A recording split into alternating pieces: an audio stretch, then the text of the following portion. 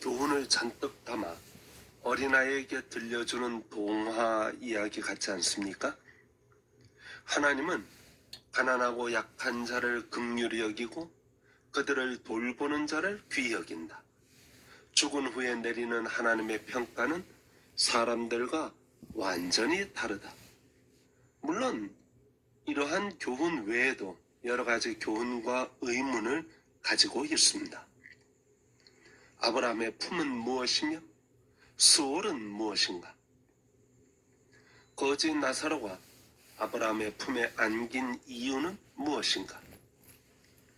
이 이야기를 자세히 검증하려고 하면 원래 예수님께서 말씀하신 비유의 목적을 상실할 수 있습니다.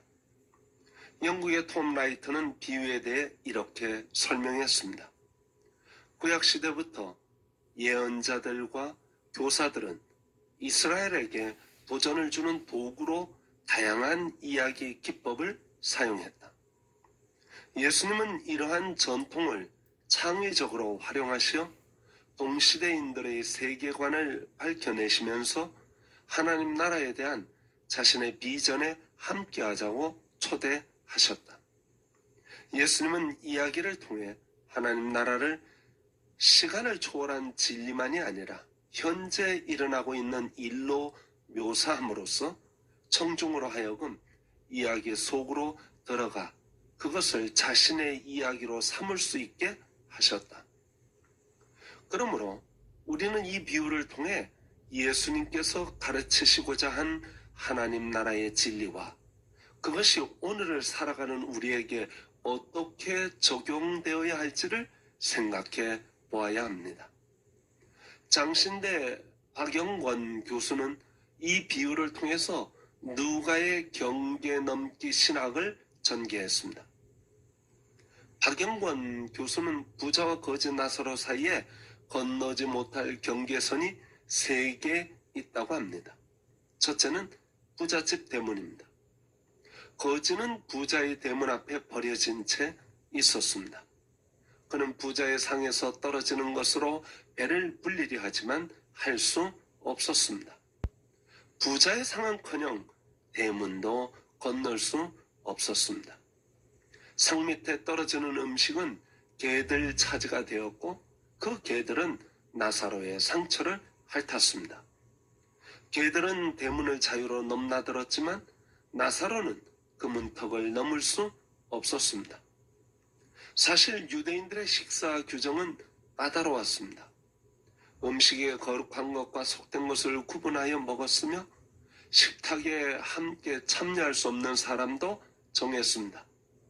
쿰란 문서에 따르면 이방인, 여성 또는 신체적 결함이 있는 사람들은 함께 식사할 수 없었습니다.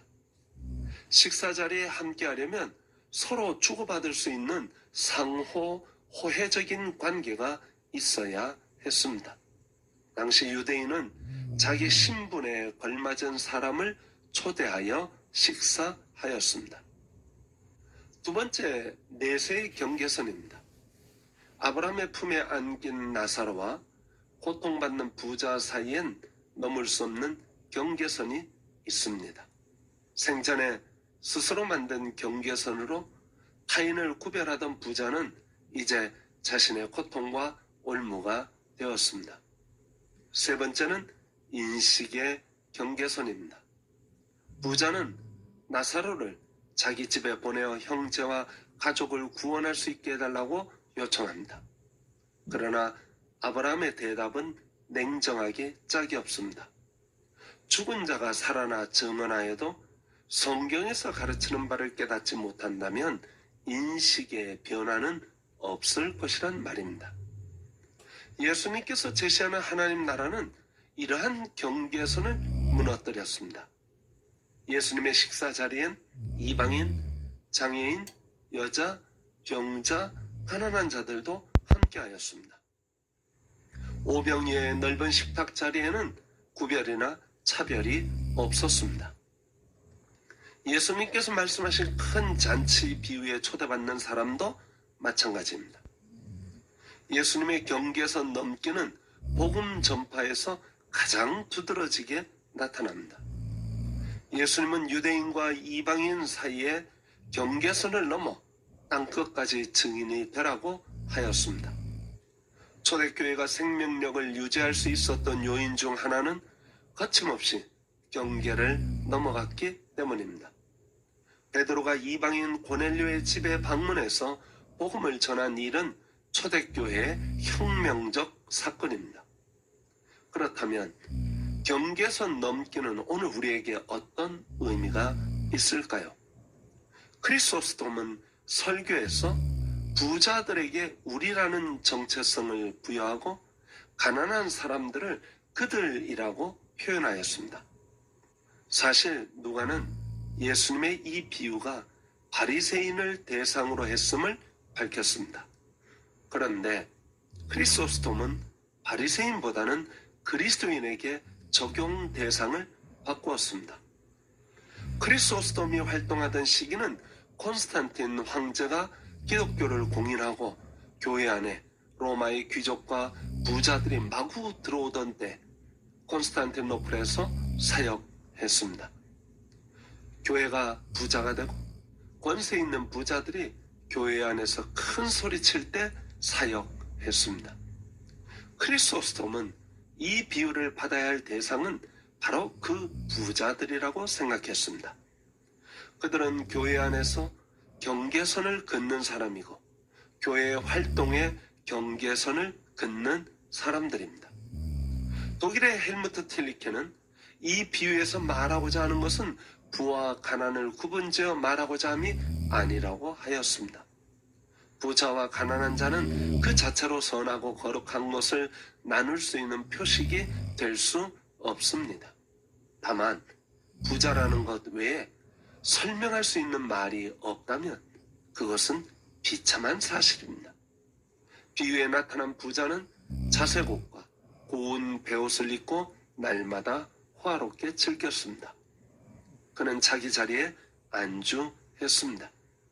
그는 경계선 너머의 사람들에 대해 관심을 두지 않았고 그 경계선 너머로 나아가려 하지 않았습니다. 존 티버는 말했습니다. 부자는 나사로를 보지 못합니다. 왜 볼 수 없었을까요? 모든 불을 다 껐기 때문입니다. 다시 말해서 모세와 선지자들로부터 비춰오는 불빛들을 껐기 때문입니다. 그건 부자의 집을 드나드는 다른 사람들도 마찬가지입니다. 그들 중 누구도 경계선 너머의 사람의 관심을 가지지 않았습니다.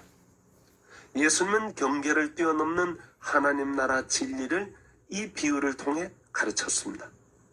우리가 인식의 변화를 하지 않는다면 하나님 나라는 이루어질 수 없습니다. 기독교는 경계를 뛰어넘을 때 힘을 발휘합니다. 이 비유는 한 개인의 사회윤리, 즉 부재와 봉사를 촉구하는 것만이 아닙니다. 이것은 하나님의 백성 전체를 향한 것입니다. 하나님을 중심으로 삶을 재조정하라고 촉구하는 것입니다. 선교는 바로 우리 집 문지방에서부터 이루어져야 합니다. 감사합니다.